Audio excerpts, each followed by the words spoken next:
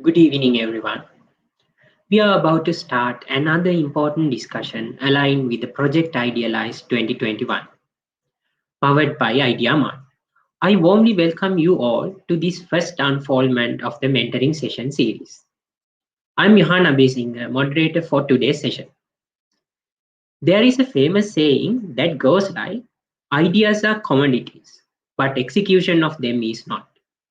When we look at the history, most of the groundbreaking discoveries and innovations are almost always backed up by the consistency and solidness in execution. Most of the controversial ideas never get to see the daylight because they don't have the solidness in their foundings. How to avoid this? How to make your ideas a reality? What should we do to discard the negative feelings to pave the way to our own innovations? Speaking of ideas, the beginning of all these amazing things that we call ideas is the human brain. Time and time again, the human brain keeps surprising the scientists again and again. If we can hack the brain to enhance the potential, what would happen? Where will the humankind be if we can improve and enhance our capabilities collectively as a species? These are some intriguing topics that we are about to dive in today. These topics are very interesting ones, not only for entrepreneurs and tech entrepreneurs at Ideamart, but also as collectively as a human being. Before we dive into these interesting topics, let's first take a look at the introduction video of the Project Ideamart.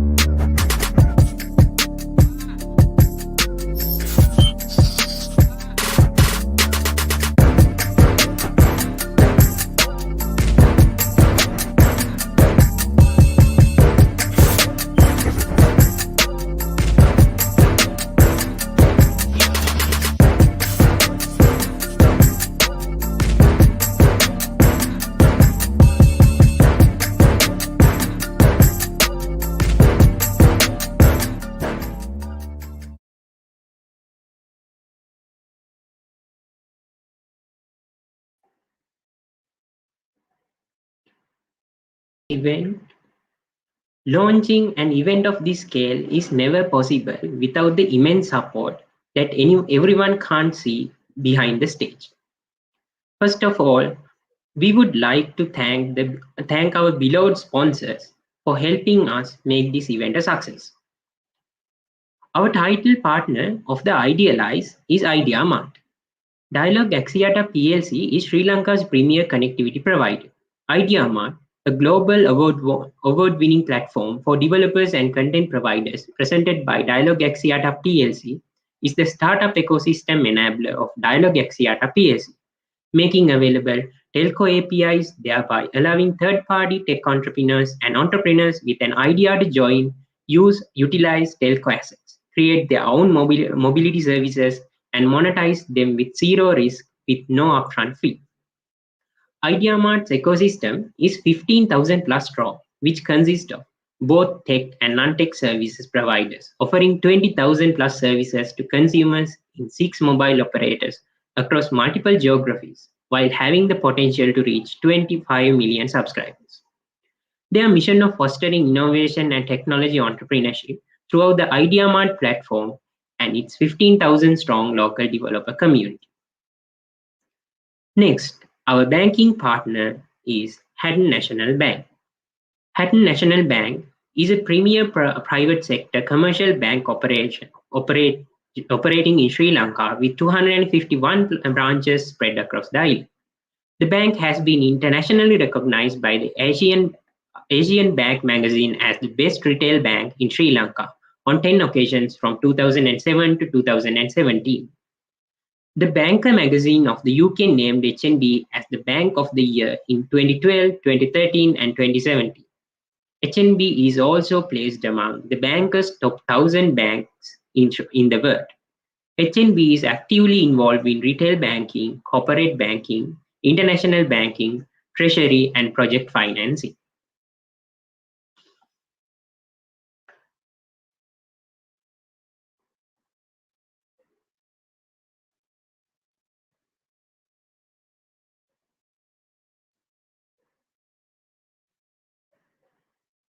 And today, under Ideamart, our utmost goal is to have an insightful discussion on two controversial topics.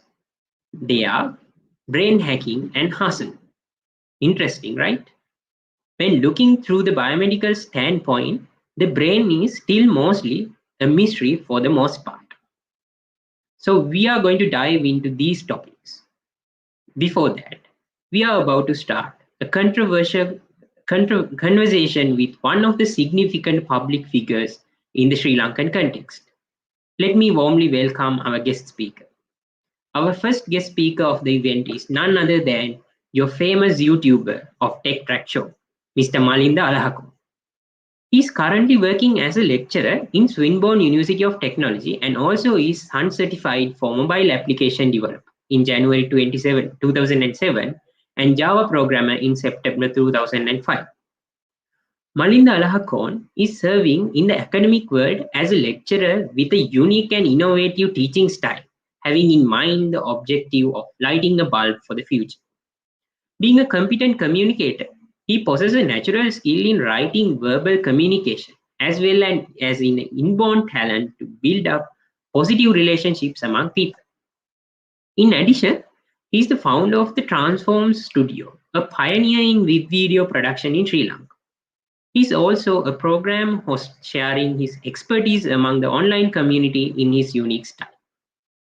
We will be having, and before that, I have to say that we will be having a Q&A session with Malinda Alahakoon towards the end of the session. So if you have any related questions, feel free to send them to us using the form in the chat section. To deliver the session, I cordially invite Mr. Malinda Alahakoon. Over to you. Thank you, Johan. I hope all of you guys can hear me clearly. Please, if you are watching through YouTube, please drop a message here, chat here saying that you can hear me clearly, so then I know. So thank you, Johan. Thank you for the introduction, and thank you for giving me this opportunity to share my insight on brain hacking and hustle with you guys. Let me share my screen with you. I hope you can make it full screen. There you go. Perfect. So today we are going to talk about brain hacks and hustle. So before we do this thing, we have to understand how our brain is working. So this is not a lesson on brain. This is not a bio lesson, but I'd like to give you a brief introduction, like how our brain is working. So first thing, our brain has about 80 billion different neurons. It's a neural network.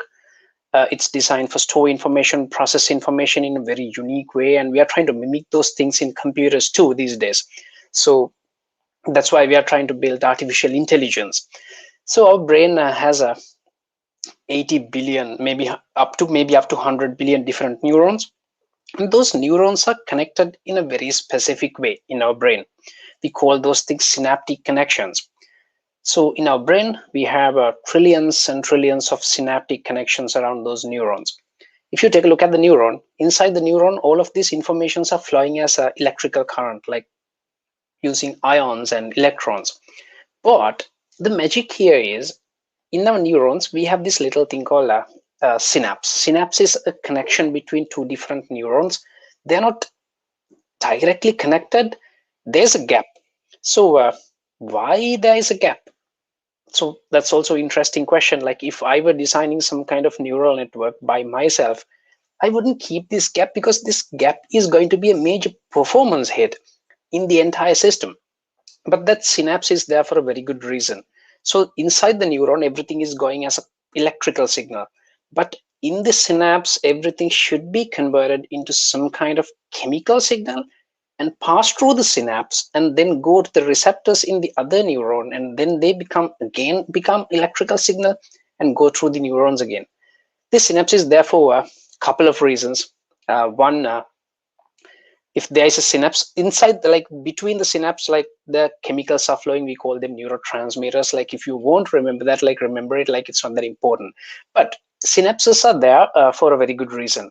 One, it's actually can control like what kind of neuron pathways like we really want to use, because look at this.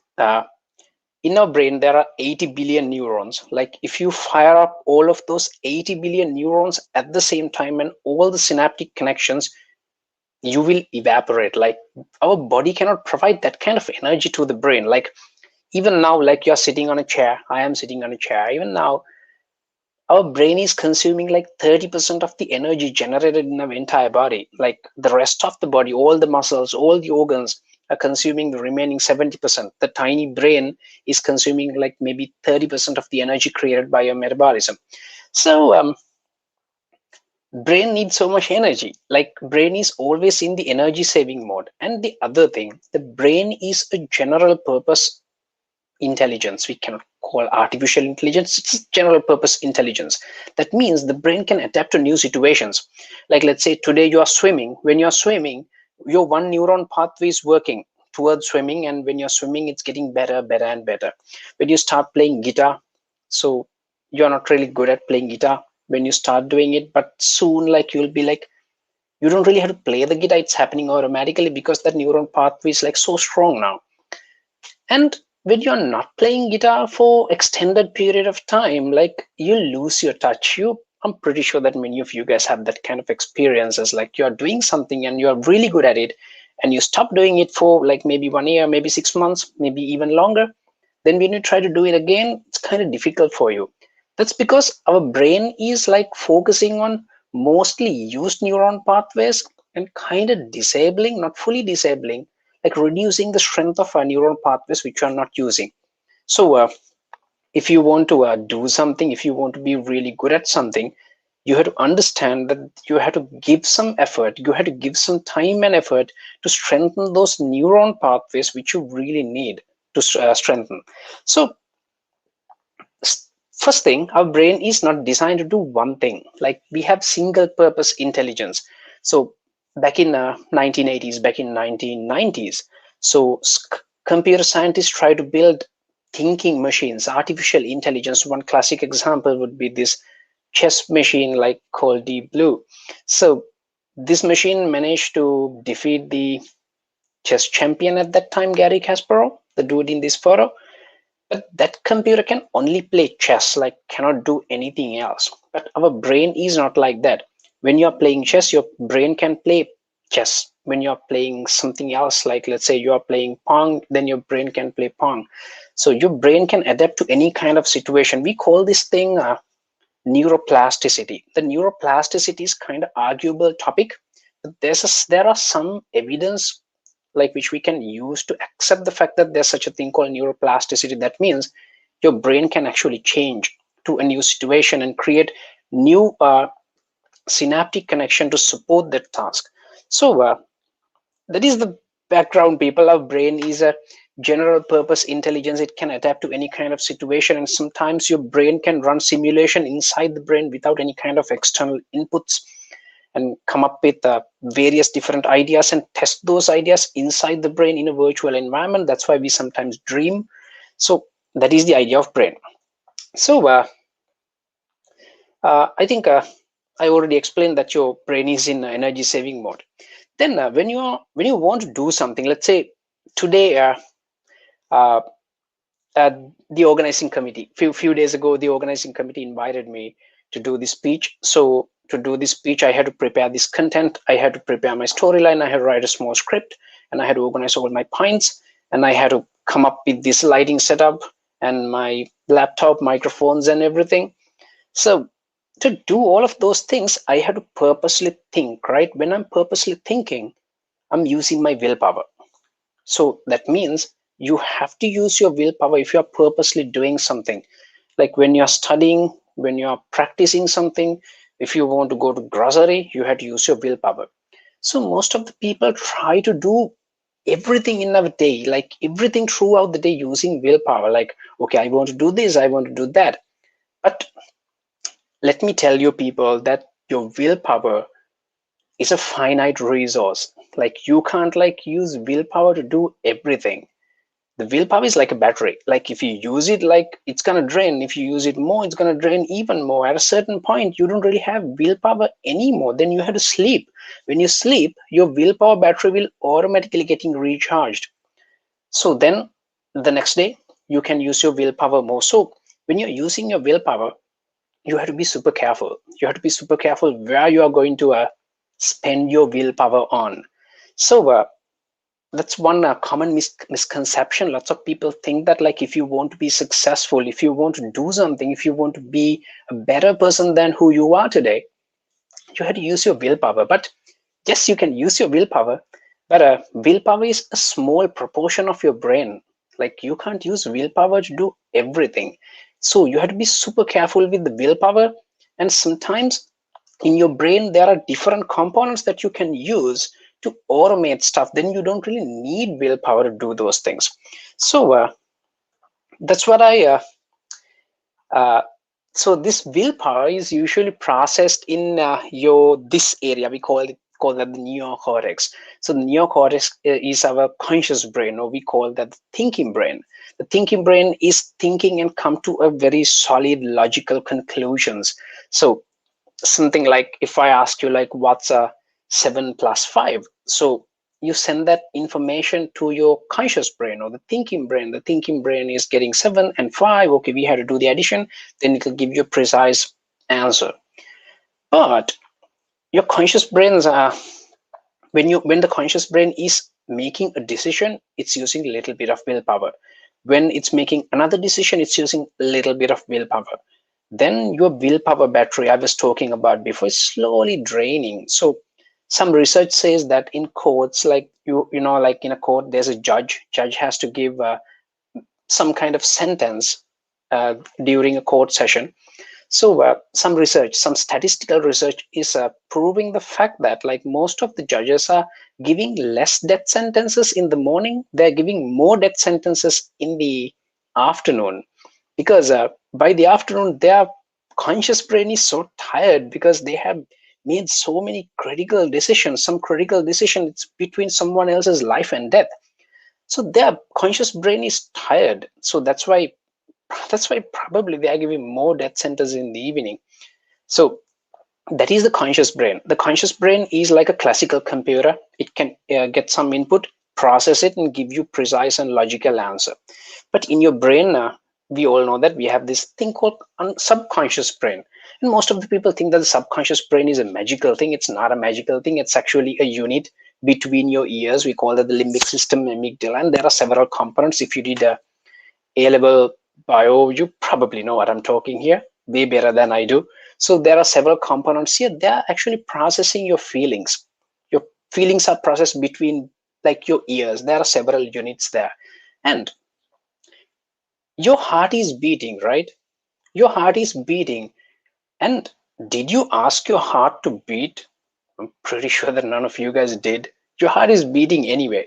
So that's happening automatically using your that part, the subconscious brain, right?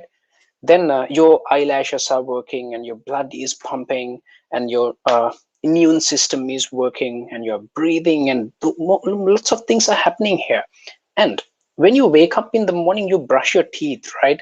When you're brushing your teeth, are you doing it like very logically? Okay, I have to get the toothbrush, then I have to give it a little bit of toothpaste, then I should angle it 15 degrees. I'm pretty sure that none of you guys are going through that kind of stuff. Like in the morning, by the time you brush your teeth, you're half awake. Like you're not fully awake. Sometimes your mom is asking you to, hey, wake up. Like then you're like half asleep, you go to bathroom, but you do a pretty good job when it comes to brushing your teeth, right? That's because that task is somehow handled by your subconscious brain, not your conscious brain. So this is kind of sort of eye-opener, people. Like, if our subconscious brain can actually do things like brushing teeth, like what if like your subconscious brain can do things like writing code, designing graphic, and editing a video and that kind of stuff? That's going to be pretty cool, right? Then you don't really have to invest any kind of willpower to do it. So to make it like even more clear, I'll show you how we think and do something, then I'll show you how we feel and do something. Like, just think, you're driving a vehicle for the first time in your life. So you have no freaking idea how to drive a vehicle. So then you get into the car, you adjust the seat, you adjust all the mirrors. Then let's say, like, to make it even more difficult, I'll make it a stick shifting car. So then you have these 3 pedals, you have a clutch, then you have the brake and the accelerator, then you have the gear shifting here. Then first you have to like clutch it, then you brake it, then you release the handbrake, then you like send the like engage the first gear, then you slowly releasing the clutch while you accelerate it. So it's pretty complex process, like if you think of. Then like while you're doing all of those stuff, like you have to pay attention to the steering wheel as well. So it's a pretty complex process if you think and do it. But you think and do it today, then you practice it for like 1 hour, then you do it tomorrow. Now it's a little easier, and the day after tomorrow it's even easier. Like when you practice this for like a week or 2, now that you don't really have to worry about like where the clutch pedal is and where the brake is and where the accelerator is, and you don't really have to even look at the gear shifter to like engage a certain gear, and most of those things are happening automatically. So that's what we call like feeling and doing it. When you're reversing your car into a parking lot in a supermarket, like you're not calculating the precise path, right? Like you just do it with your gut feeling. Like it's not accurate, it's not super accurate. Sometimes you have to brake and like change the place and do it multiple times, but it's good enough.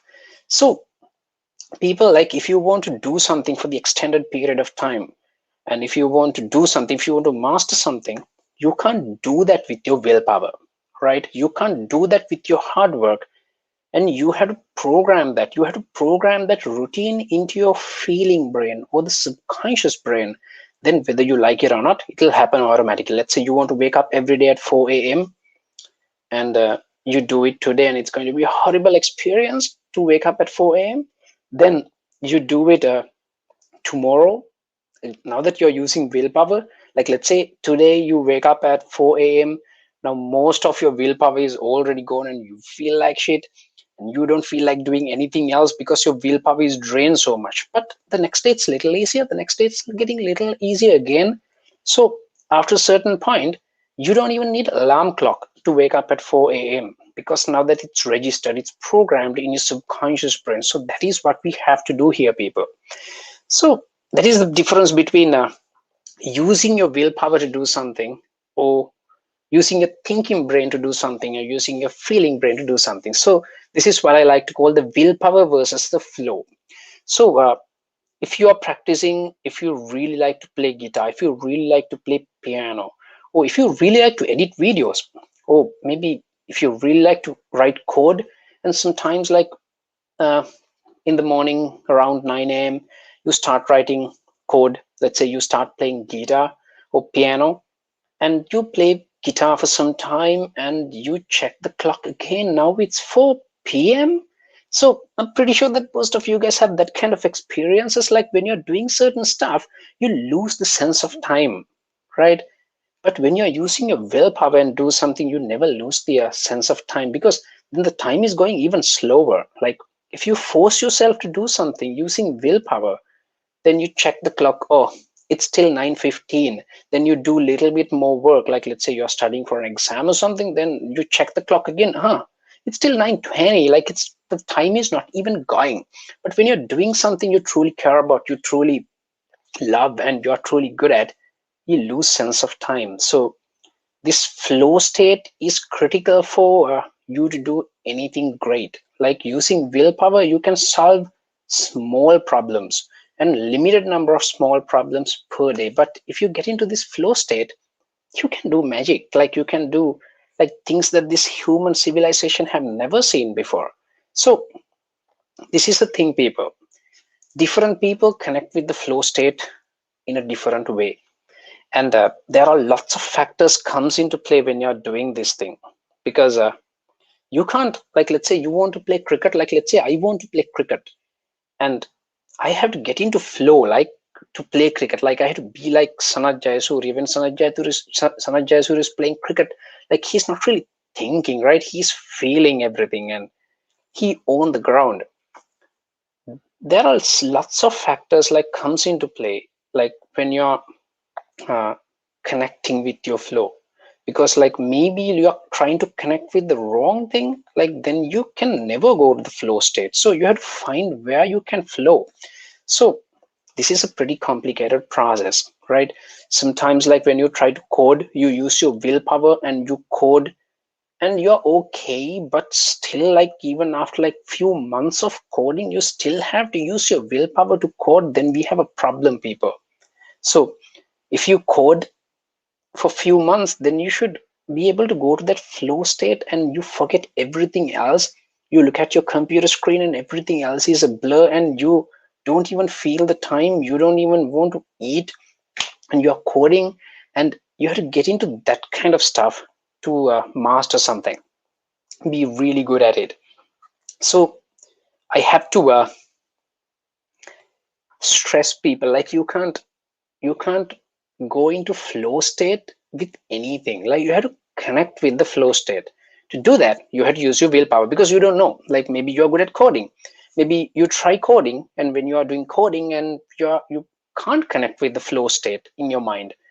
And when you play guitar, yes, maybe you'll be able to connect with the flow state when you're playing guitar. So you have to like figure out like what you are actually good at. So to do this, people, uh, so I know where my flow is, right? So I know where I can zone out with. So sometimes when I'm doing a research for a video, I'm going to create some time, I lose sense of time. So I'm going through news articles and I'm doing various different stuff. I dig into finer details, and if I get a topic, that I don't even know about, so I dig into finer details, I lose sense of time. And when I come out of my flow state in the brain, I have more than enough information to create a really good video, right? And during that time, I don't really have to invest any kind of willpower, because that's happening in the flow state. It's happening effortlessly. So the game plan is, people, step number one, you have to figure out where your flow is. So to do this, you have to pick something that you like. Like, let's say I remember when I was doing my O-levels, I really like to play piano.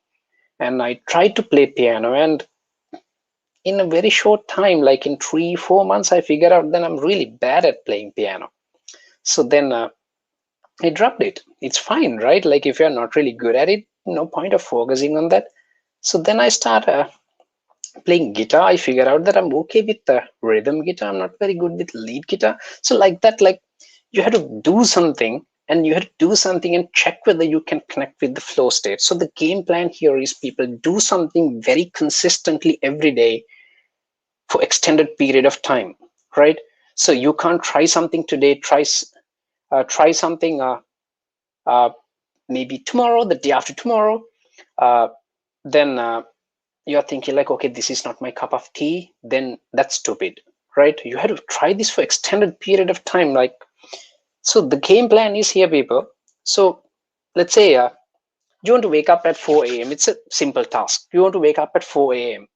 And when you wake up at 4 a.m., you like logically understand like all the good things that comes with that.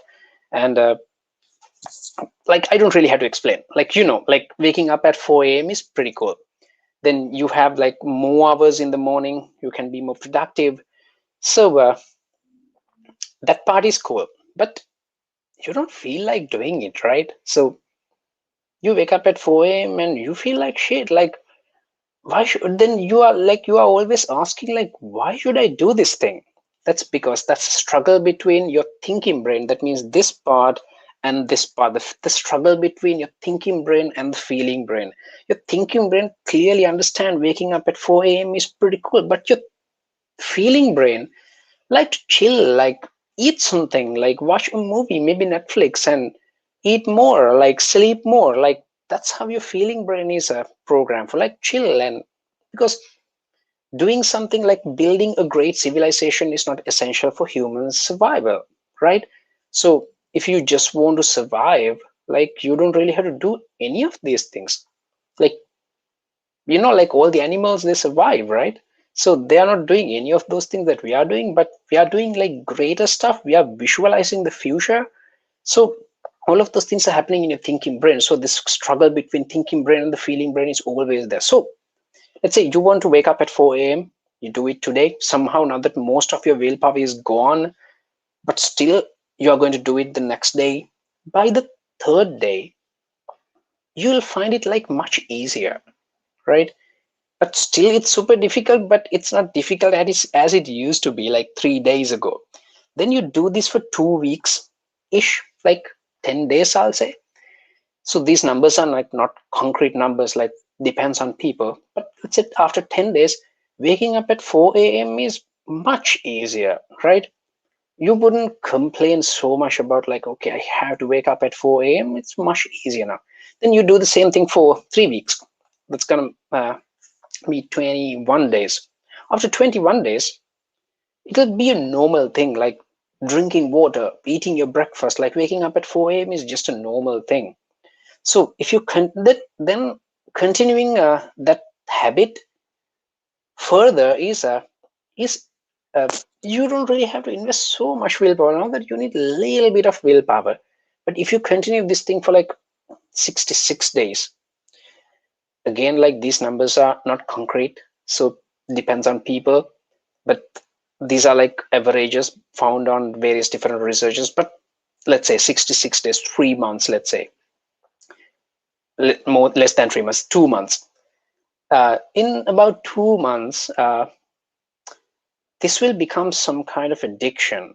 Addiction means you have to do it whether you want to do it or not. Like you have to wake up at 4 a.m. and I'm pretty sure that you have seen that kind of people. Like they have like so like practiced throughout their life to wake up at 4 a.m. They have to wake up at 4 a.m. whether they like it or not, right? That's an addiction. So that's exactly what you should do, people. Like you can't do like all of those stuff and you can't sustain it for the extended period of time just using your willpower. You have to use your willpower. Pick something, pick just one thing. Like let's say you want to go to gym. Like if you want to go to gym, pick that thing and focus on that thing for the next 66 days. But this 66 days is I'm not very comfortable with this number. Like I'd like to push it a little harder. So I'd like to call it the 100-day challenge. So let's say you want to go to gym, do it for the next 100 days. And by the way, people, if you go to gym and if you are lifting heavy weights, doing it every day is very unhealthy. So don't do it every day. Let's say you lift heavy weights today, you need a rest day, but still go to gym and do some active recovery. Like your trainer will tell you what does it mean by active recovery. So slowly like do this for 100 days and you'll miss 1 or 2 days, it's fine, right? But practice this for 100 days, then you can actually check whether you are going into that flow state, right? I was talking about, like let's say you are playing piano, do it for next 100 days every day 2 hours. Then you can check whether you are actually good at playing piano. When I was doing my O levels, I figured out that I suck at playing piano by doing this thing, right? So maybe you'll figure out that like you are not really good at doing it, okay? But still you have to do it for 100 days. If you do it like 2-3 days and if you're giving it up, that's crazy. Don't do it, right? You're not really going anywhere with that kind of stuff. So do it for extended period of time. Then the next thing, I am a creator, right? I am a creator. I create videos and I create other stuff, and you guys are seeing my videos on my YouTube channel, but I create various other content. So when you're doing this kind of, when you're building a social media profile, when you're building YouTube channel, Instagram profile, most of the people pay so much attention to quality. So if you're watching this in YouTube, so you can give me a comment here, like what do you prioritize? Like you prioritize quality or you prioritize quantity? Like that means like you are giving it so much time, like so much effort to publish 3 videos per week. Like you pay attention to quantity, or you are playing really good video once a month. If you are an Instagrammer, you are trying to post really good video, really good photo once a week, or you are posting some kind of photo every day. So what do you think? What do you think? Like, if you comment, like, I should be able to see it here. So this is a huge argument in the content creation industry. Like, lots of people are saying, like, we should pay attention to quality. Some people are saying we should pay attention to quantity, and some people are saying that we should have a like fine balance between the quality and quantity. So what do you guys think? Like, maybe during the Q&A session, you might be able to like ask me better questions. So according to scientific research, according to statistical research, if you are starting something like this, you should pay attention to quality, not the you should pay attention to quantity, not the quality. I'm getting some of the comments here saying it's quality, people. Let me tell you very politely, it's not the case. If you pay attention to quality, like I'll tell you what will happen to you. You should pay attention to quantity, not the quality, right? It's like this. I'm not really sure who did this research. So they ask two groups. They split up into these students into two groups. Then, yeah, again, like I'm getting so much comments saying it's quality. People, I disagree with you. Let me prove my point. Let me prove my point. Okay, you should pay attention to quantity, not the quality. I know this is not the common belief. Like if you just walk around and ask people, like, should you pay attention to quantity or quality? Most of the people will tell you that, like, yes, obviously you should pay attention to quality, not the quantity. Not the case here, people, right? So you should pay attention to quantity. I'll prove you why. Let's say I'm going to give you 100 days. I'm going to give you 100 days, and I'm going to ask you to produce a short movie. Okay. So you have 100 days to produce the best quality short movie that you can ever produce. Then to the other group, I'm going to give the same task, like pretty equal people, same equipment, same talent and everything. So what I'm going to ask them is, like, you have to produce 10-minute clip every day for the next 100 days, right? So their target is to produce a short movie every day, right? The other groups, the group A's objective is to produce a 10-minute short movie in the next 100 days, and that they are going to make it like the highest quality as possible. The group number 2, they have to produce a short movie every day, and I don't give a shit about your quality, but I need like something every day. So after conducting this kind of experiment, lots of scientists, they figure out that most of the people who are trying to achieve that perfection, right, the perfect, they're actually going to spend 100 days to come up with the perfect short movie, 10 minutes long. Most of the groups didn't even finish it, right, because they were seeking the higher quality, superb quality, but they didn't even finish it. But the other group, the second group, they had to create a short movie every day, right? So the first short movie they created in the first day was really crappy, like it's really, really crappy. But then they make another short movie next day, 10 minutes long, another short movie next day. Then when they reach their 60th day, maybe the 70th day, the short movies that they're producing is like superb quality, because now that they have a huge practice, like they have produced like 50-60 short movies, like 10 minutes long short movies for the past 2 months ish.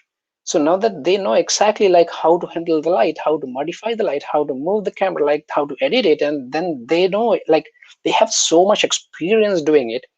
By the 60th day, 70th day, their short movies are amazing, right? And from that point onward, they are going to produce like 30, maybe like another 20-30 short movies, which are pretty amazing. So I think you guys can see the point. If you're going to build any kind of Instagram profile, if you're going to build a Facebook page, if you're going to build a YouTube channel, pay attention to quantity. If you can upload every day, upload every day. If you think that, okay, based on the projects that you are doing, like you can't upload every day, it's not practical, then upload every week. Like that quantity is important. And when you're like creating content so frequently, let's say you are doing something every day, then down the time you will get the quality automatically, right? But if you target the quality, you probably won't get anything. You probably won't produce anything. So I'd like to get this famous quote. I think who said this? If any of you guys know this vlogger called Peter McKinnon. Peter McKinnon once said that never let the perfection be the enemy of good enough. I think Casey Neistat said to Peter McKinnon. Comment here if you know this. Don't know what exactly happened there. Never let the perfection be the enemy of good enough. Sometimes good enough is good enough. So just keep going. Then you'll slowly get your perfection, right? If you are targeting the perfection in your first piece, the first piece that you're going to produce, you probably won't produce it. Produce something, then produce something a little bit better, maybe, right? Then the next day produce maybe a little bit better. When you do it for the extended period of time, not extended period of time, few weeks, few months, you'll automatically get the quality that you're looking for, right? So then the other thing, most of the people are asking like how to find the motivation to do these kind of stuff, right? You need motivation, right? So if you don't have motivation, you'll probably go to a motivation speech and try to get a little dose of motivation. People, my recommendation for you is motivation is pretty bad for your brain health. So you can see the picture that I have used here in the background. Motivation is a drug. When you get a little dose of motivation, then you can do little work, right? Yes, not that most of people like the comment section is agreeing with me. Like you do something every day for the extended period of time, you'll automatically get that quality. So focus on the quantity, right? Not, then the quality will come down the time. So back to the motivation. You'll get a little dose of motivation, then you can do a little bit of work. Then now that you are like demotivated again, then you need another little dose of motivation. Then you can do a little bit of work. So this is a vicious cycle, people. If you are trying to do all of your work based on your motivation, then you will become a motivation junkie, right? That's like a drug. Look, don't go there. What you really need is discipline to do something. How to build the discipline. Like motivation is again tied to your willpower, right? You use your willpower to do something, then your willpower battery will drain. Then you have to recharge it really fast, right? Then you can drain it again. But if you build a habit, if you build a discipline, then you don't really need motivation or willpower to do that kind of stuff. Those things will happen automatically. So that's exactly, I'm going back to my previous point. Pick something that you truly care about, right? Practice that for the next 100 days and check whether it's working for you, right? So the motivation is always limited, but the flow state I was talking about, the state that you truly enjoy what you're doing and you lose sense of time, you lose sense of environment, there the power that you have is unlimited, right?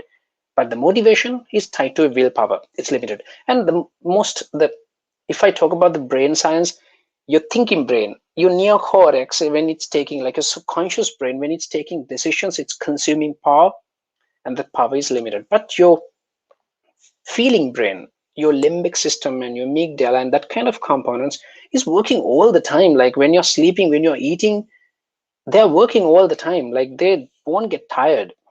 So your objective is to pick something and practice it for like extended period of time. Now that it's programmed into your subconscious brain, you don't really need any kind of willpower to do it.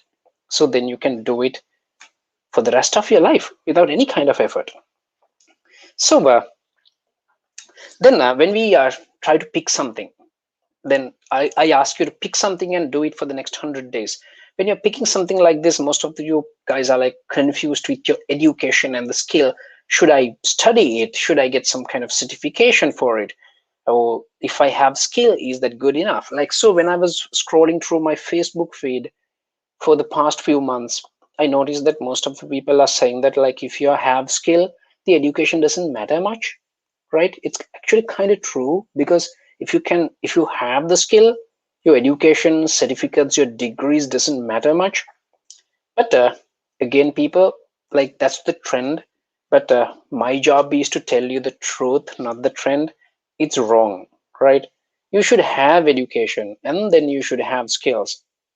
If you just have skills, you will run into problems. If you just have education, again, you run into problems. So mm, you must have education and skills. It's like this. Let's say you are a really skilled programmer, right? You are a really skilled programmer, and let's say you are really young, 16 years old or something.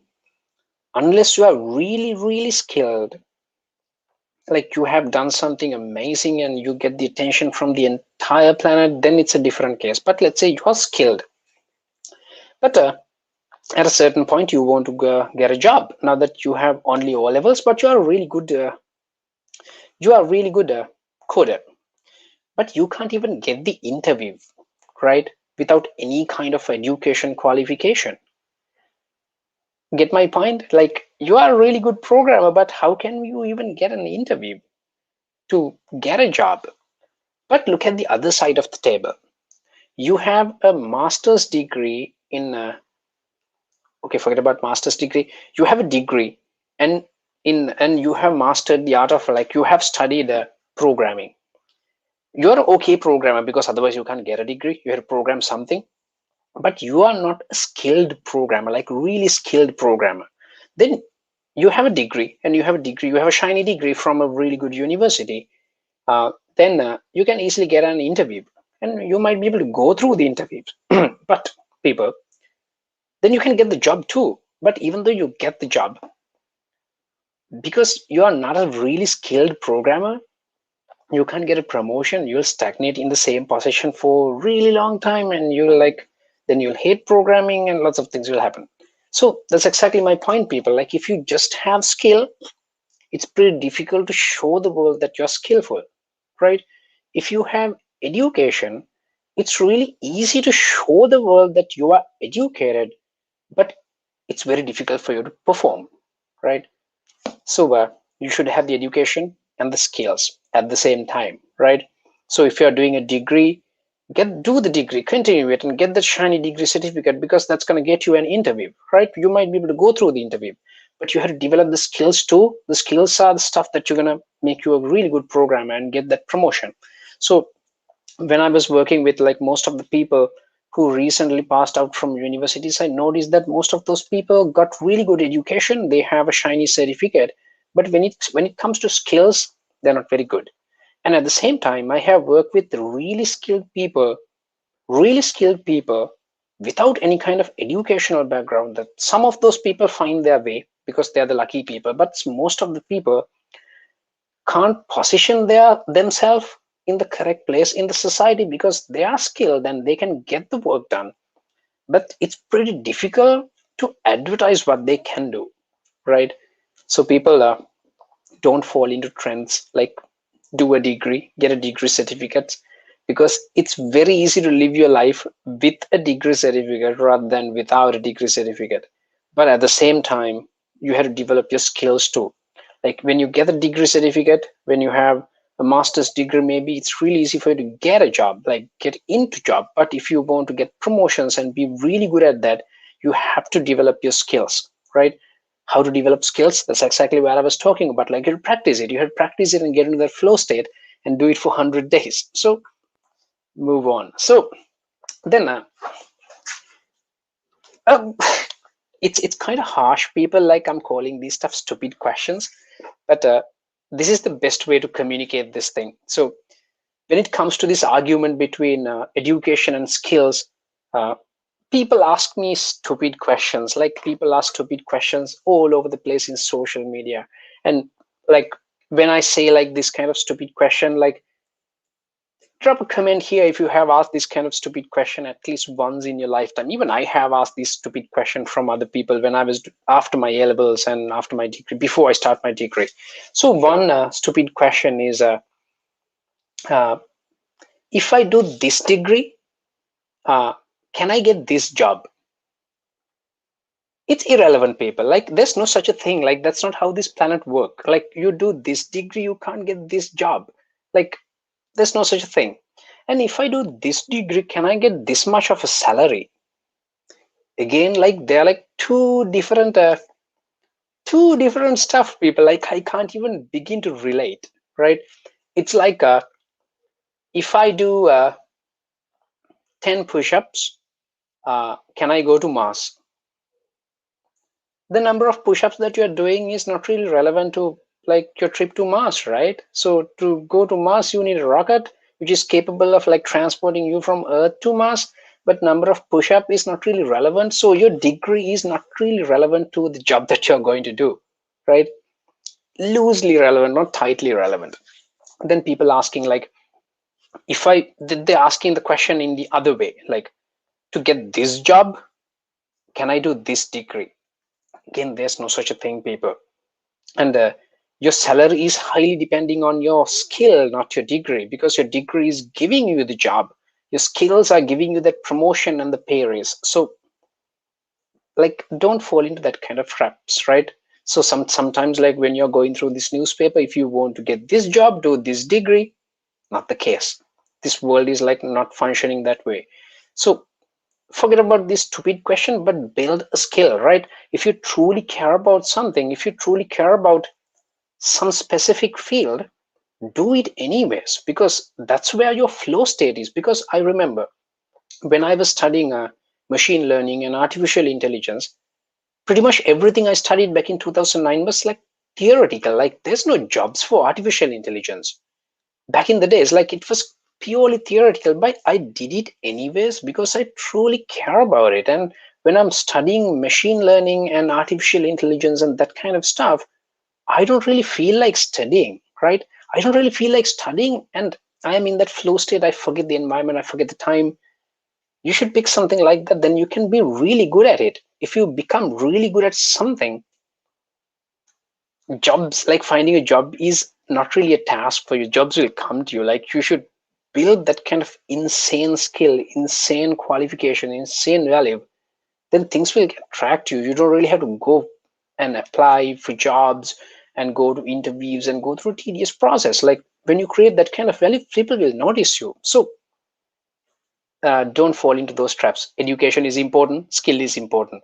If you just have skill, it's pretty difficult for you to advertise your skill. If you just have your education, it's pretty easy for you to advertise, but it's pretty difficult for you to get the job done, right? So you should have the education, you should have the skill. And when you have a specific degree, when you have specific skill, there's no such a system for you to guarantee this job or this much of salary, people, because there are some highly educated, highly skilled people who are getting paid shit, right? Peanuts. That's how things work. So then the organizing committee very specifically asked me to talk about the side hustle. So when it comes to side hustle, people, you have to be super careful. Like, let's say you are doing a job, you are getting a pretty salary, and again you're feeling like, I'm stagnating here, I can do more. Then you'll probably start thinking of a side hustle. Do a side hustle, but simply because you're doing a side hustle, don't drop your job and start the side hustle. Like, look at me, like, I'm creating content online in Techtrack show, and I have other projects that you guys don't even see. So Techtrack show is like a small project that I do, but I have other projects. Like, I invest so much time and so much effort. So, and at the same time, my job is a lecturer. I'm still lecturing. And in like most of the point in my life, like in the past 2-3 years, I was wondering, I was doing these calculations, like, if I lecture for 1 hour, how much money I can make. So I can make certain amount of money, which is pretty good money, still pretty good money. But then I was thinking, like, if I spend the same hour to do content creation, how much money I can make. I can make like 5 times, maybe 10 times money by doing content creation than lecturing. But still I'm lecturing, right? Like, why? Because one, I really like lecturing, right? And I am lecturing only for like 2 or 3 days per week. I can balance that and my side hustle. And people, at this point, my side hustle is my main source of income. my main job has become the side hustle, right? So don't like so easily drop anything, right? So you drop this job and you move to this job. Like, I don't really recommend you to do it, because sometimes things work, sometimes things don't work, right? No matter how hard you try. So if you're doing a side hustle, do it as side hustle. Again, we had to go back to a 100-day challenge. Like, let's say you start a side hustle and you are going to sell clay pots in Instagram page, and you go to job, you come back home every day, spend 3 hours to build your business for the next 100 days every day. So we are going to talk about 300 days, 300 hours in next 100 days. Do it and see whether it's working. If it's working, then you can spend more hours with your business. And at a certain point, your side hustle is going to pay you more than your actual job, right?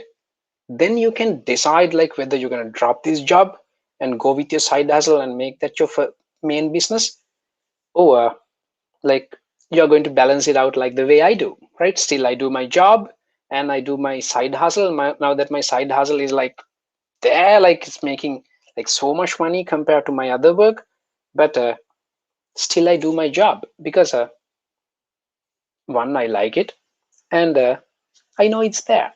It's kind of comforting, right?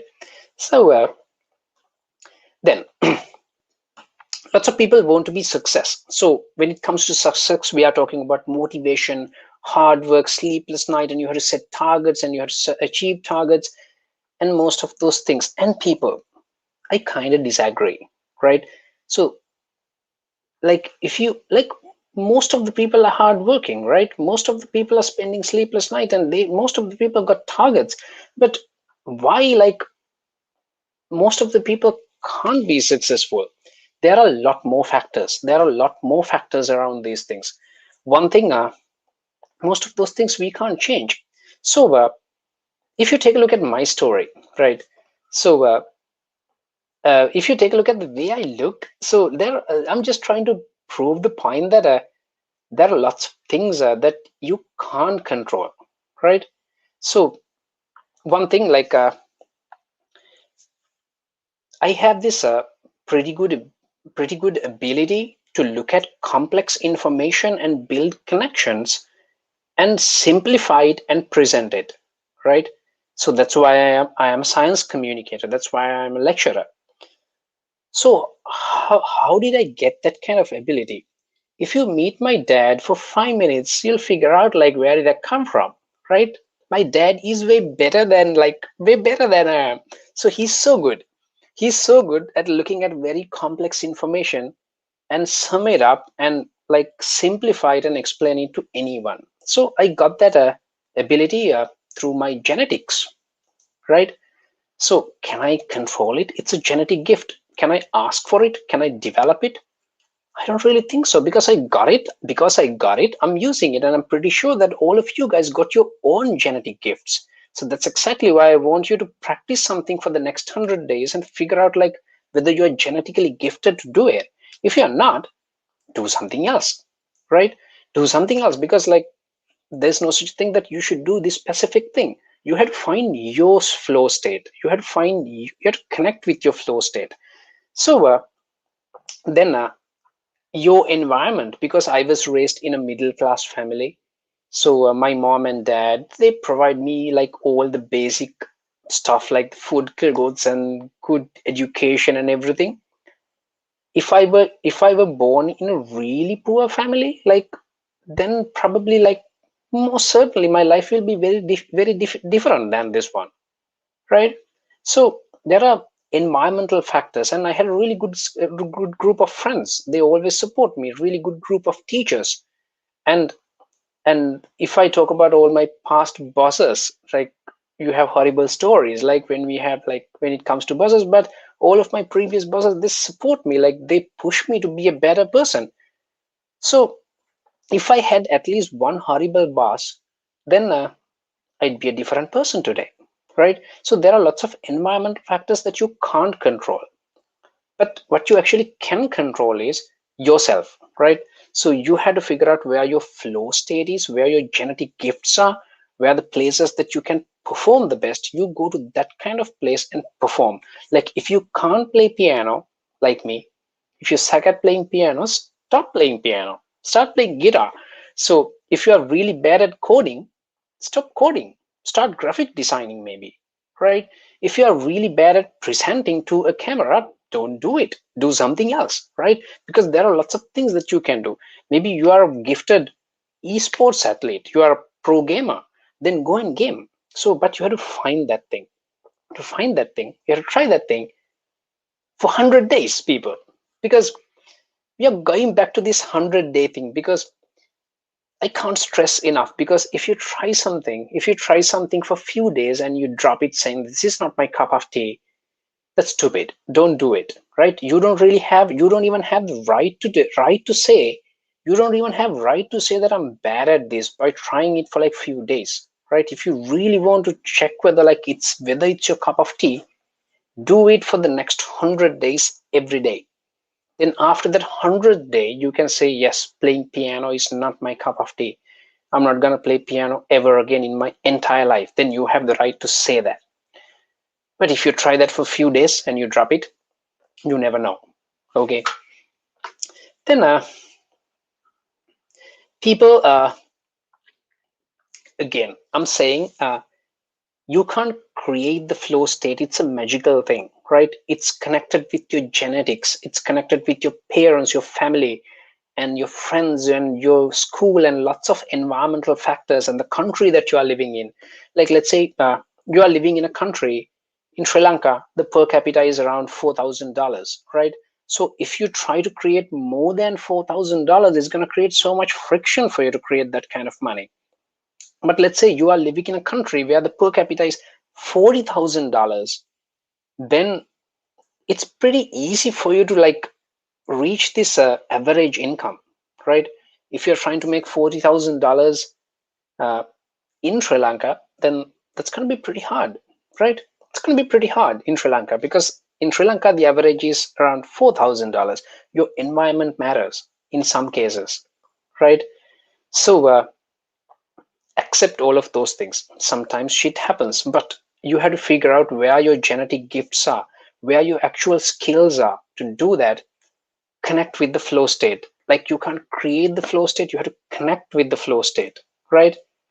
Then I said that you have to try this at least 100 days. Okay, it might feels like a really long time. It's not the case, people. Like let's say you want to be a world-class esports athlete. Then if you want to be a esports athlete, then you play computer games. You practice computer games like a really pro esports athlete for the next 100 days, every day, 5 hours, maybe 6 hours. Then after 100 days, you can actually figure out whether you are made to be an esports athlete or not. I am not. I am casual I play computer games casually, but I'm really bad at playing very competitive games. So in the YouTube comment section, he's asking actually this question, like success paradox, like success is luck or hard work. I think we don't really know the exact combination, like how much hard work and how much luck, but luck is also playing a huge role, right? So that's exactly why I'm asking you to find your flow state, and that's where you can get the maximum luck. Because when I became a science communicator, when I became a lecturer, because I have a natural ability to communicate, right? So that's why I'm a lecturer, that's why I'm a science communicator. If I never had this natural ability to communicate and I become a science communicator or a lecturer, then I'll become a really crappy lecturer and a really crappy science communicator. So first you have to figure out where your flow state is. So do that, pick something that you truly care about, and do that, pick something that you truly like to do, and do that every day for the next 100 days. Then you can actually confirm the fact that you have the skill to do it. Okay, then you do it for the next 100 days, like the way I tried to play piano. So I played piano for the next 100 days and I suck at it. then I drop it. No problem. Then I can try something else. Then I can try something else. So per year, you can try 3 different things, right? Not bad, right? It's not a bad deal. So there's another question is asking whether the luck means confidence. I don't really think so. No, the confidence is something that you can actually control. Luck is things that you can't control. Your genetic gifts, like let's say my dad is tall, my mom is short, I became tall. How did that happen? I didn't ask for it. That's pure luck, right? Because you have like 23 chromosomes, they're split up, then half is coming from dad, the other half is coming from mom, then we have the dominant genes and the recessive genes, and for some weird reason which we don't understand to date, my dad's D gene probably got dominant and I became like kind of tall, like not short. So yeah, luck means things that we can't control. Your environment, sometimes you can control your environment, but let's say I have brown eyes, like let's say I want blue eyes, I can't get blue eyes because I was born with brown eyes. So those things are like I think those are luck. I'd like to call those things luck, but there are certain things that you can control. Your confidence is something that you can control. And whether you are going to play piano for the next 100 days, every day, 2 hours, that is something you can control, right? But maybe like after that 100 days, you'll figure out that like you are not gifted to be a piano player. Then drop it, pick something else, right?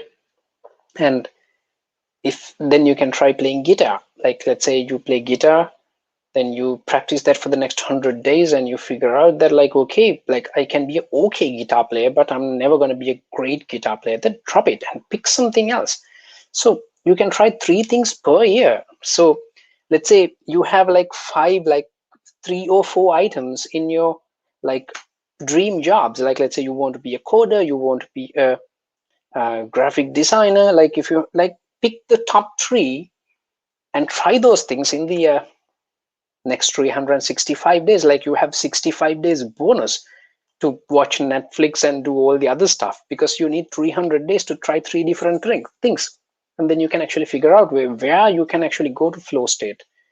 So yep, so that's what you have to do. Then this slide is there. Like I'm not going to read it for you. The money is something like this, right? So this is again very important lesson. I want to tell you this. So that's exactly why I include this slide here. Money is this. So if you try to run after money, the money will run far, right?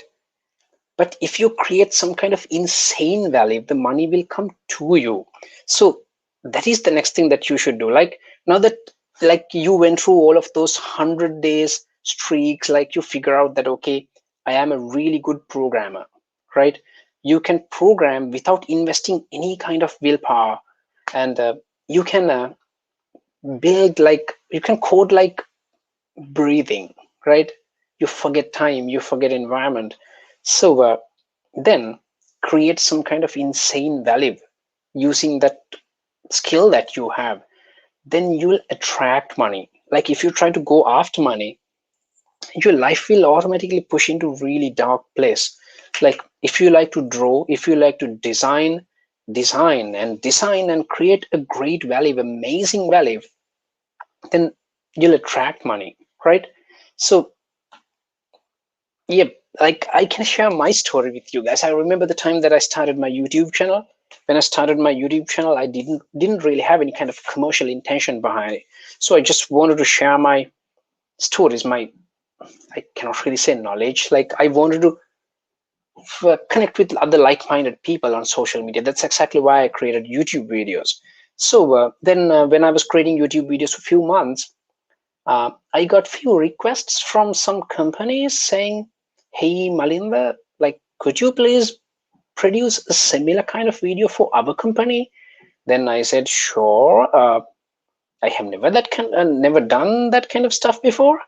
So but sure, I'll do it.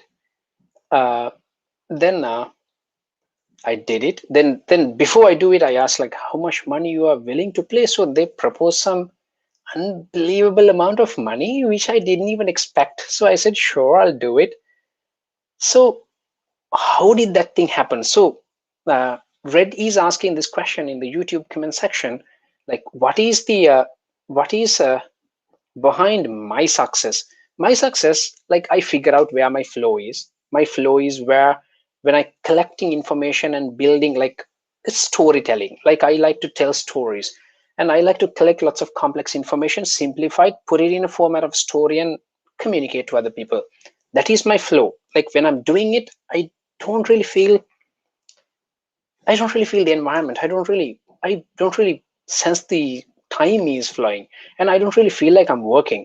So that's exactly why these people, the organizing committee, invited me to deliver this speech for you guys, because like looks like I have like had this chat for like what 1 hour. Like I'm still talking, so I don't really feel like doing any significant work because this is effortless to me.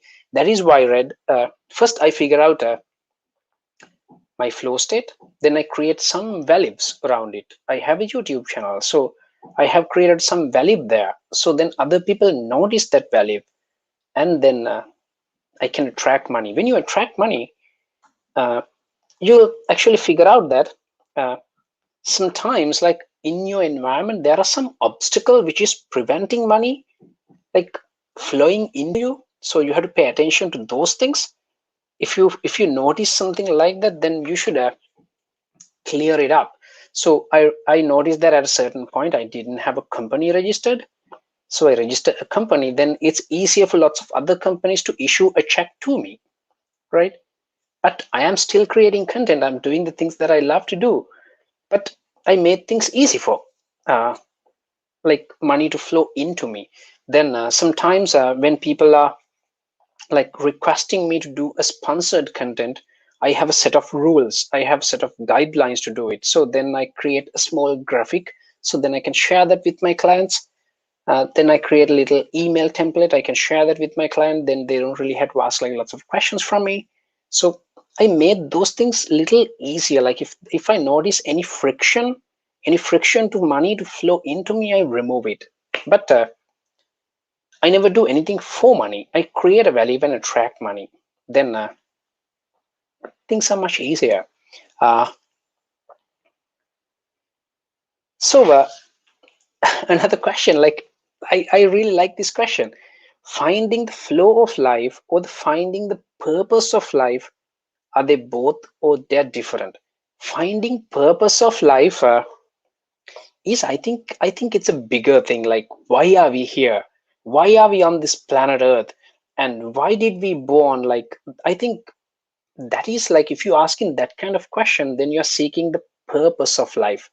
But the flow of life means like the easiest place that you can perform, right? Like what is the easiest playground where you can perform the best? That is about like finding the flow state in your life. But finding the purpose in your life means like why are you playing that thing? Like let's say I am doing science communication, I am doing lecturing. Like why am I doing science communication? Why am I lecturing? And why did I very specifically pick science and technology? I think that is the purpose of life. Honestly, I don't know the purpose of life yet, but within this life, we can figure out the flow state. So there are two different things. One question, I don't really think we have an answer, but how to find the flow state in your life, that you can actually do by trying out various different things. I think like 66 days, it's enough, but I'd like to push it to 100 days. So people, uh, to sum up this session, I'd like to remind you again. So connect with the flow state. You can't create a flow state, but there's some kind of flow state within your system, like in your genetic code, in your brain, somewhere there. Connect with it. To connect with it, you have to pick something that you truly love, that you love to do. Do it for the next 100 days. Practice every day. Then you may connect with the flow, you may not, right? Like the way I try to play piano, I figure out that like I can't play piano, but do it. Like get like 3 different things. Try that in the next year. Then you'll find the place that where you can perform the best. So that's your flow state. Then create an insane value. If you are a really good photographer, create insane value, right? I'm getting question like about like, can you explain further about how to find the flow of life? I don't really. Yasiru, the question is right there on the screen. Yasiru, finding flow is a, I don't really think it's a complicated thing. Like pick something that you like to do and practice it. Like let's say maybe 1 hour every day, super consistently, religiously, you do that for the next 100 days. If then you'll feel the flow, if there is a flow. Maybe there is no such a flow. Then if there's no such a thing, then drop it and pick something else, right? Then that's the only technique that I know to find your flow state. Okay. Then create some kind of insane value. If you're really good at doing photography, like advertise, like post all the photos that you're taking on your Instagram, Facebook, because you're really good at photography. Then advertise that, create insane value, create a Facebook page, Instagram page, and maybe do an exhibition. Then people, when you create that kind of insane value, you will attract money. Then you will never have to work for money. You are doing your work for the work because you really care about the work that you are doing the work. You work for work. Because I create video because I like to create videos, and by creating videos, by doing lectures, by creating other social media content, videos, short movies, I create a value. So when I create a value, I can attract money. When money comes to me, I accept it. And when money comes to me and there are some obstacle for that money flow, I clear it up. If you are working for money, remember that slide, the money is a, remember that thing. Like, I don't really think it's very decent to say such a thing here in this kind of presentation, so I'm not going to say it here. If you run after money, money will run far. Then you will have run even harder, right? Then money will start running even harder. So it's a vicious cycle. Don't go there. Create insane value. Then money will flow into and accept it, and you deserve it. Okay. So there's another question. I'll quickly answer that. Can you explain how we plan next 3 or 5 years in, there you go. In COVID-19 pandemic as a student or a job worker? Honestly, I don't know, because COVID-19, this kind of pandemic in this planet, like I'm seeing something like that for the first time. So my recommendation is for you is MD, like be prepared for anything, because if you are truly intelligent person, you should be able to adapt to any kind of new situation. So be prepared to adapt to new situations, right? So don't hold on to like whatever you are doing. Try new things, because even I am trying new things, because I remember like I was never a voiceover artist. So during the pandemic time, I got this very random opportunity to become a voiceover artist. So I did voiceover. So I have a voiceover set up here. You guys can't see it. Like I have a microphone here and I have a notation stand here. So I became a voiceover artist during that time. So yeah, be prepared to adapt to any kind of situation. And when the situation is changing, accept the change. Because as I'm always saying to all of my friends, expecting something positive in the future is a horrible experience, right? Expecting something positive in the future is a horrible experience. But accepting anything comes in your way is a positive experience. If shit happens, accept it and clean it up, right? Then it's a positive experience. If something good happens, accept it, learn something from it, then it's a positive experience. So don't have two baskets, like good experiences and bad experiences. They're just experiences. So accept it. Every time you accept any kind of new experience, you are becoming a better person. So, but expecting a positive experience in the future is a horrible experience. It's a negative experience. Expecting a negative experience in the future is also a negative experience. So accepting whatever the experience comes in your way, like COVID-19, is eventually a positive experience. So accept it, face it, deal with it. But Vibhuti is asking an interesting question. He's asking, like, when we go into that kind of flow state, is it destroying your like balance of the personal life and the work life? It is, Vibhuti. It is like when you go into flow state. When I go into flow state, I forget everything else. Like, so yes, it's like, you know what? Like, I don't really believe in balancing stuff, right? If you try to balance lots of things, I don't really think you'll excel at anything. So the strategy that I have used is like when I go into flow stage, like when I do like research and stuff, I switch off my phone, I switch off all the notifications, and I let all the people I truly care about that, okay, hey people, uh, I am doing something, like I'll talk to you after this time. So that's how I'm functioning. I don't really think that I'm functioning good, because when I go into flow stage, I forget everything else. Yes, you have to figure out your own way, because because personally I don't really believe in balancing stuff. So I am obsessed with stuff. So I'm not the best person to answer that question, I guess, we both. So does success means money or proud?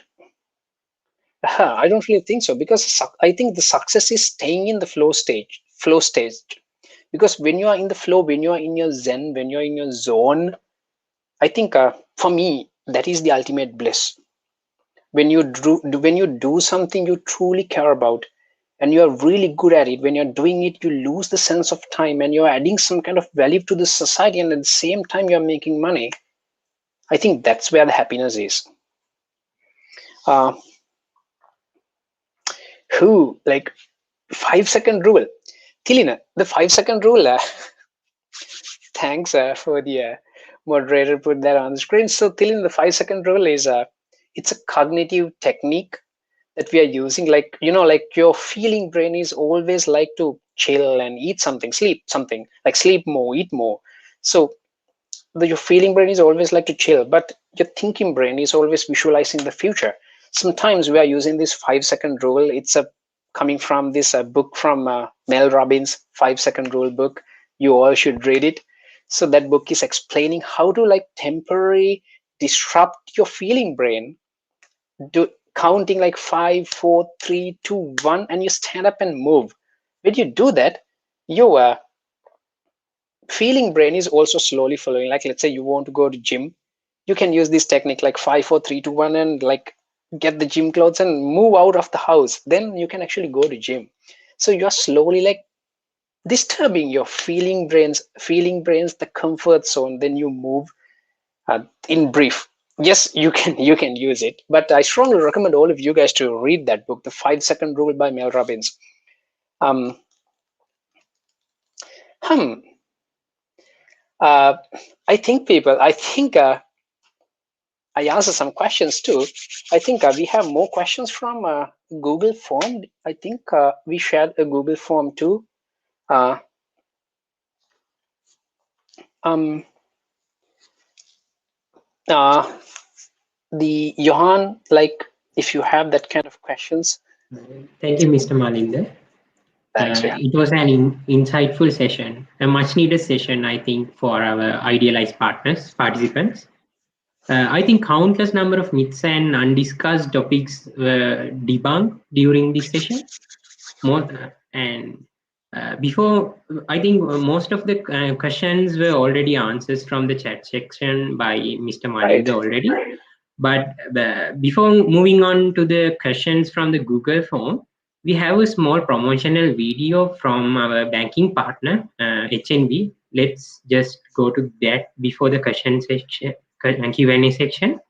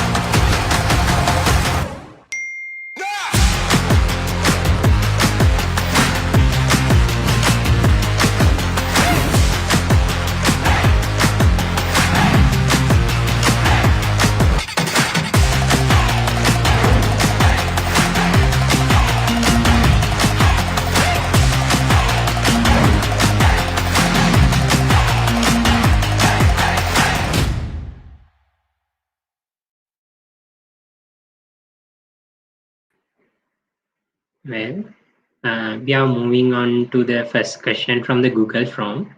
One of our participants, Mr. Malinda, you can hear me, right?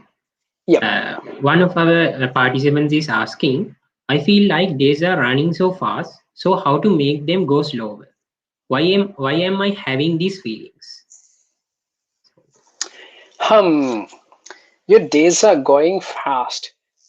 There could be two reasons. One, you are not doing anything at all. Then you feel like after 1 month, oh man, like a month is gone.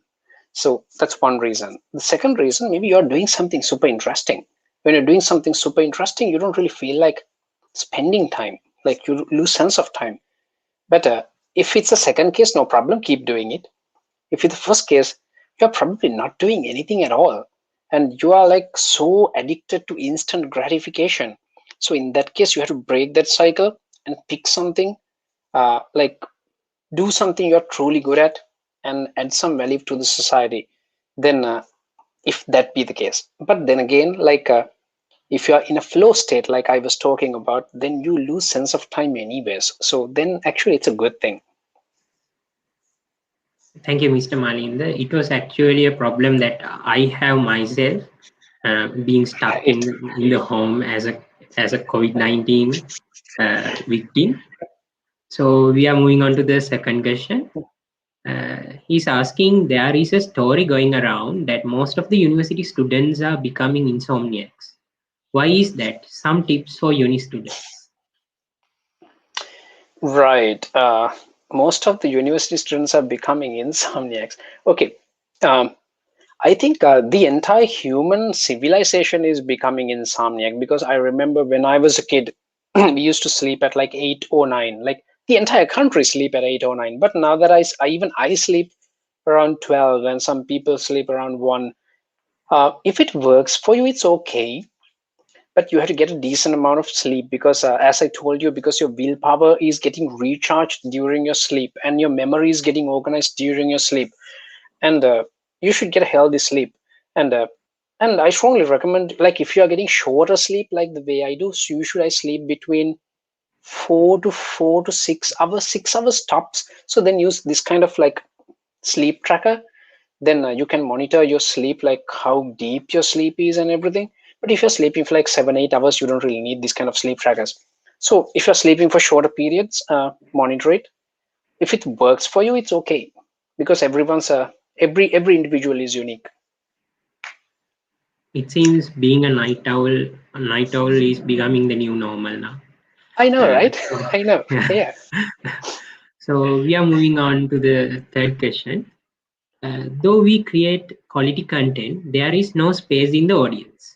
How do we create space for our content? Yep. That's actually subjective, because your quality content, you are saying your content is quality, but I'm pretty sure that most of the people are disagreeing, right? So I can say my content is quality, but your audience is saying your content is not quality, then no one would watch it. And at the same time, you can never blame the audience. Like as a teacher, I can never blame the students, because I am communicating, right? You are the one who's trying to communicate something to the public. And then if the public is not receiving the message that you're trying to communicate, it's your responsibility. Maybe you are doing a pretty bad job. So you had to like fix it, and you had to try various different other techniques. So you can never say that like you produce a great quality content and no one is giving any kind of space for them. If you're not getting any kind of space for the content that you are creating, it's your job to find the space. You can never blame the society. I hope that answers this question. You have to try something new if it's not working. So we are moving on to the fourth question. In a country like ours, where the developed industries are so less, most of us have to do what country provides us to do, not what we want to do. So how are we going to improve the skills we have within us in such situations? Right. So in a country like Sri Lanka, I think that's actually a positive thing. Like because the developed industries are less, developing industries are more. That means you have more opportunities. And when it comes to education, in Sri Lankan education, yes, I understand we have free of money education, but the education freedom in Sri Lanka is way less.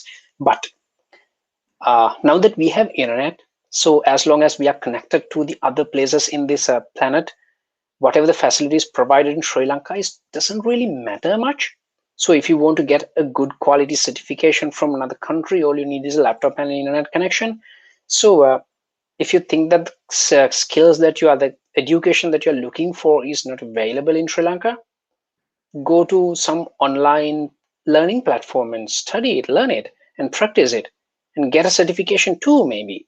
So then you can actually, and the original point, like in Sri Lanka, developed industries are less, developing industries are more. That's actually a good thing. Then maybe you could be the person who's going to make that industry developed in the future, because back in 1990s IT industry was not developed, but few key people made that a developed industry today. So whenever there are a lot of developing industries, that means you have lots of opportunities. Take those opportunities. Thank you. So our next question is related to industries as well. So he's asking, what is the best age to start a business as a child from middle class family and as a uni student? There's no such a thing, because I started most of the things that I am doing today when I'm in late 20s, like even after I finish my master's degree. So I don't really think there's such a timing. Even if there's such a timing, there's no such a formula for it. Like, you should do it when you feel like doing it in the earliest possible time. And I think the best day is today. Best day is actually yesterday. The next best day is today. Yeah. So the next question is, Mr. Malinda, it's kind of a personal problem, personal question. He's asking, what made you want to become a motivational speaker? I am not a motivational speaker. I hate motivation. Like in my session, I said that I hate motivation. I think motivation is a drug. I'm not a motivational speaker. I am a science communicator. And I think motivation is a drug. It's a serious brain drug, and you should stay away from it. Instead, you should develop habits and discipline. I'm not a motivational speaker. I have to repeat. Yes, yes. I have heard that motivation is the best way of procrastination. So we are going Yeah. we are going for the next question. Why my life is so hard and challenging compared to the others? Um, Honestly, I don't know, because some people's life is easy, some people's life is hard, and some periods of life is also hard and easy. Honestly, I don't know. So if you think that your life is hard, like try to make it a little easy, because sometimes your life is hard because you have little less money. So then try to make a little more money, then your life will be a little easy. If it's because of money, maybe your life is difficult because of your environment, then try to change the environment. Try to do something about it rather than complaining. Then you'll get somewhere. But life is always hard, by the way. Uh, like all the things that we're experiencing here is a sort of like difficulties, pains, but pick the pains that you like to go through. Like even doing this session here is Johan, like is a, like if I didn't do it, like I can like go to my other room and watch some Netflix, right? Like it's going to be a more pleasurable experience than doing this session. So this is a pain I picked, but still it's a pain. So whatever you do, it's going to be hard, but pick the pains that you like to go through, like to experience, then you can happily go through those pains. Yeah, that's Mr. Malinda. So the next question is, we are having so many interests in our lives. So how to prioritize the interest we like to try?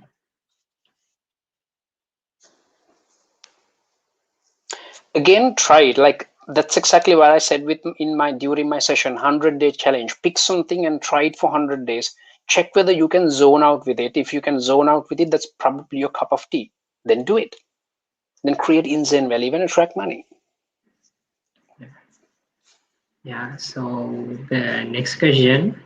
Every day, I think that I'm gonna do my best version today, but it fails. Any solution for that?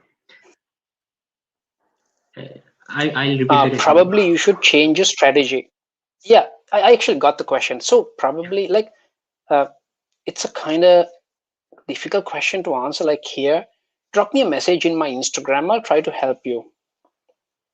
I'll try to do my best. Just drop me a message in my Instagram, because like that problem is like, I'm pretty sure it's a very specific problem to you. So if you're thinking that you keep failing, probably your strategy is wrong and you had to try something different. And even I don't know what's the correct way, but we have to try something different, because I think Albert Einstein, I'm not really sure who said this thing, like if you're doing the same thing again and again expecting different result, you're stupid. That's what we call insanity, right? So if you are doing the same thing again and again, you get the same results, right? So if you want different results, you have to change your strategy. So yeah, we'll see. Yeah, so the next question that we are having is, can I be more productive by being restless about productivity? Can I be more productive by being restless about productivity? No, I think you are trying to describe the hard working in different words. No, I don't really think you can be productive by doing hard work. Instead, you should find your flow stage, like your zone out stage. Then you can be productive. Then you can do amazing, like unbelievable amount of work in such a short time. Yeah, so one of our viewers is asking, why am I unsatisfied with my day, even though I know that I could only do so much? Honestly, I don't know how to answer that question. Maybe we should you should ask that question from a psychology expert, because like we don't know how the satisfaction is being processed in your brain. So again, I don't know. I don't know how to answer that question. Yeah. Shall we move on to the next question? So, why do I stay stuck in a situation when I should step out of it and observe it from a distance? You are stuck in a situation when you look at the bird's eye view, you can see you are stuck in a situation, but you can't step out of it. Um, there could be two reasons. One, some people stuck in situations and they're going through suffering and they actually enjoy suffering. Some people enjoy suffering even without knowing. So then they're stuck in the same situation like anyways, because in deep down they enjoy that suffering. But again, like it's a very specific question. Like I need more information, more details to give a very specific answer. But if you are stuck in a situation, you are not coming out of it, that's because you don't feel like it. It's very logical to come out of it, but you're not coming out of it because you don't feel like it. So the why do people feel like things, we don't know. It's a mystery. Like in the introduction, Johan said the human brain is a mystery, right? We are doing all of those things because we feel like, not because we want to do it. So we don't really have solid answers to most of those questions yet. They're still exploring. Yeah, so as the time is a pressing factor right now, we are moving on to the last question. Right. So the last question is, how to know if I am getting affected by people and are my decisions influenced by them? Your decisions are always influenced by people. Your decisions are always affected by the society. You can't like get rid of it completely. Some influence is there, but be mindful about that influence. Then you can dial it down or maybe up. In some cases, you have to actually factor those things. Some cases you have to like mostly ignore those things, but be mindful about it. So when you're buying new clothes, when you're buying new car, house or something, like always question, am I buying this stuff for myself or am I buying this stuff to impress the auntie next door? So if you are buying those stuff to impress the auntie next door, maybe probably you shouldn't do it.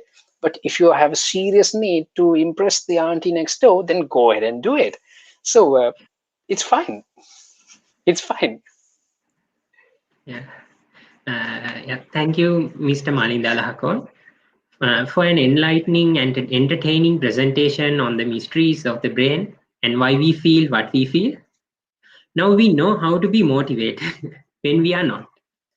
We appreciate having these mysteries already debunked, right?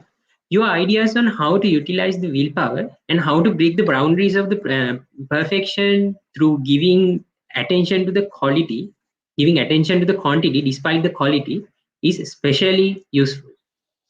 A lot of myths are about following passion and being good at a particular task is getting debunked here, right? We all know that being a significant person in Sri Lanka and being a busy person, time is a scarce thing to you, Mr. Malinda Alahakoon. We really appreciate the time you spent with us here. Thank you again, Mr. Malinda. Being an enthusiast about these topics and a follower of Techtrack Show via YouTube, getting the opportunity to moderate this event is a really privilege to me, and I am really glad that I got the chance to speak and moderate this event with you. Thank you very much, Mr. Malinda Alahakoon. Uh, as the time permits, we have to wrap up the session. I hope you had an interesting and engaging evening with us. You were with us for about 2 hours, and I'm really glad to Thank you. see you Thanks for all inviting me. still. Yeah, and you are welcome. Uh, thank you very much for sticking with us for 2 hours. The time is almost up. With the hope that all of you have a long-lasting thoughts on the inner workings of the brain and how to increase productivity, we are going to end the today's session. Thank you very much for the participation. Good evening.